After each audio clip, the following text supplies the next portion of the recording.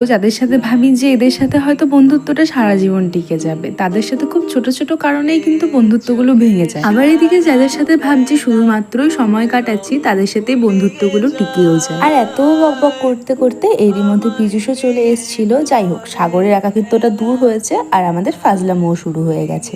এরই মধ্যে আবার কৌশিকের দুটো ফ্রেন্ড এসেছিল ওর সাথে দেখা করতে। পীযূষ আবার যেই শুনেছে ফাজলামো করতে করতে চলে গেছে, বলছে দাঁড়া দেখছি আমার যদি কোনো কাউকে পছন্দ হয়ে যায়। এইসব ফাজলামো করতে করতেই তো চোখ পড়লো নদীতে, আর গিয়ে দেখি যে একটা নৌকা ডুবে গেছে। এইসব নৌকা যদিও কোনো কাজে লাগে না, তো এত মানুষের মাঝে আমাদের আর পার্কে থাকতে ভালো লাগছিল না। সেই জন্য আমরা হাঁটতে হাঁটতে গুটি গুটি পায়ে পার্কের থেকে বেরিয়ে আসি। আর আমাদের পেয়েছিল বিশাল জল তেষ্টা।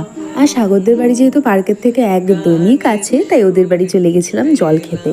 আর সত্যি বলতে আমাদের এত বছরের বন্ধুত্বে আজ প্রথম আমি সাগরদের বাড়ি গেলাম। আর আমি একা না, আমাদের মধ্যে প্রায় প্রত্যেকেই আজ প্রথমবারের জন্য সাগরদের বাড়ি গেলাম। এর আগে হয়তো এসছি, কিন্তু কখনো ঘরে আসা হয়নি।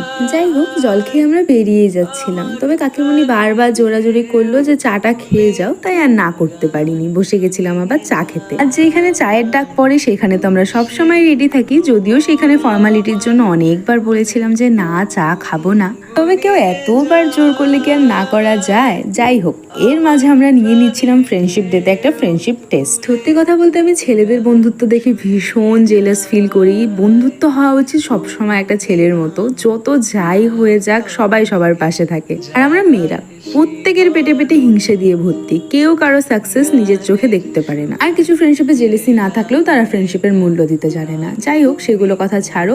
তাই আজকে ভাবলাম যে চলো ছেলেদের ফ্রেন্ডশিপের একটা টেস্ট নেওয়াই যাক। এই দেখো, সাগর এরই মধ্যে নিয়ে চলে এসেছিল স্যান্ডিকে, আর কৌশিকী ভীষণ এক্সাইটেড ছিল যে ওকে একটু আদর করবে। তবে আসার পরও যে পরিমাণ ভয় পেয়েছে, দৌড়ে পালিয়েছে ওইখান থেকে। এইসব হাসি মজা করতে করতে আন্টি চা নিয়ে চলে এসেছিল, আর এই গিন্নিরা চা খাওয়ার পর আবার পান খেয়েছেন, তারপর আবার মুখ ফুলিয়ে করছেন ফটোশুট। এরপর সাগরদের বাড়ি থেকে আমরা বেরিয়ে হাঁটতে হাঁটতে চলে গেছিলাম রেল লাইনে, কারণ এই জায়গাটায় এতটা নিরিবিলি, আমাদের ভীষণ মজা লাগে ঘুরতে। জানো, এখন না অনুস্মিতার সাথে বেরোলে আমি আর আমার ফোন থেকে তেমন কোনো ভিডিও করি না, ওর ফোনেই আমি সব ভিডিও করি, সেগুলো আমি পরে নিয়ে এডিট করে তোমাদের কাছে পোস্ট করি। তবে ম্যাডাম আমাদের অর্ধেকের চেয়ে বেশি ভিডিও দিতে তো ভুলেই যায়, সেই জন্য তোমাদের সাথে আমি সবটা শেয়ার করেই উঠতে পারি না। যাই হোক, এবার রেল লাইন পার করে স্টেশনে চলে গেছিলাম। এবার স্টেশন থেকে নিচে নেমে এবার যাব সোজা রাস্তায় একেবারে বাড়িতে, নো থামাথামি। ইস, আমিও যে কি বলি, যেখানে আমরা আছি সেখানে আবার থামবো না, ছবি তুলবো না, সেটা কি কোনোদিন হতে পারে?